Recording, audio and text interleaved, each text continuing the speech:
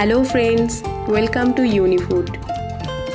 আজকে আমি ইলিশ মাছের দারুণ একটি রেসিপি নিয়ে হাজির হয়েছি, সর্ষে পোস্ত ইলিশ। তবে একটু ভিন্ন স্বাদে, একটু অন্যরকমভাবে। তাহলে দেরি না করে চলুন রান্নাটা শুরু করে ফেলি। প্রথমে আমি মাছটিকে কেটে টুকরো করে নেব।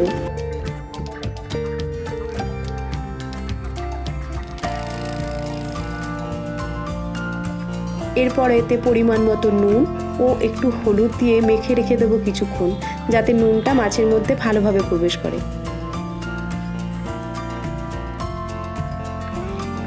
এবার একটি বাটিতে 4 চামচ মতো সর্ষের গুঁড়ো নিয়ে নেব এবং এতে 1 চামচ মতো নুন ও একটু উষ্ণ গরম জল দিয়ে ভিজিয়ে রেখে দেব 10 মিনিটের জন্য, যাতে সর্ষেটা তেতো না হয়ে যায়।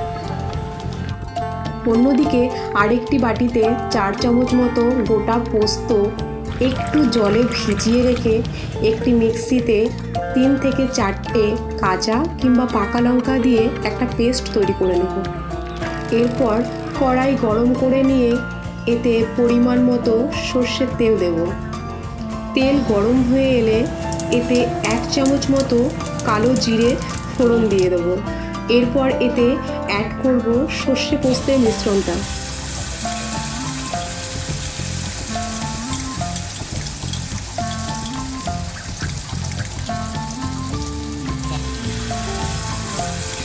এবার হালকা হাতে একটু নাড়াচাড়া করে এতে দিয়ে দেব 1.5 চামচ মতো হলুদ গুঁড়ো ও 1 চামচ মতো নুন।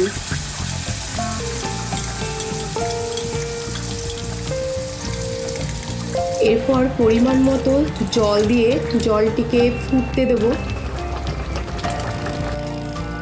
জলটা ফুটে এলে এতে মাছের টুকরোগুলোকে অ্যাড করব। তবে প্রত্যেকে কাঁচা মাছটাই দেওয়ার চেষ্টা করবেন, কারণ কাঁচা মাছের সর্ষে পোস্ত ইলিশ দারুণ লাগে।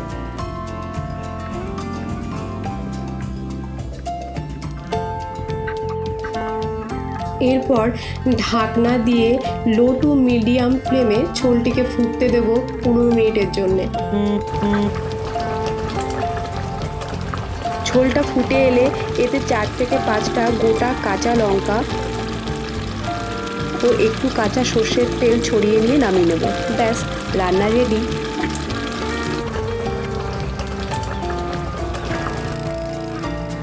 রান্নাটা বাড়িতে অবশ্যই ট্রাই করে দেখবেন, আশা করি প্রত্যেকের ভালো লাগবে। রেসিপিটা সাজিয়ে একটু অন্যরকমভাবে আপনাদের সামনে পরিবেশন করার চেষ্টা করলাম। ভালো লাগলে অবশ্যই একটা লাইক ও সাবস্ক্রাইব করবেন। আজ এখানেই থাক, আবারও হাজির হয়ে যাব অন্য একটি রেসিপি নিয়ে।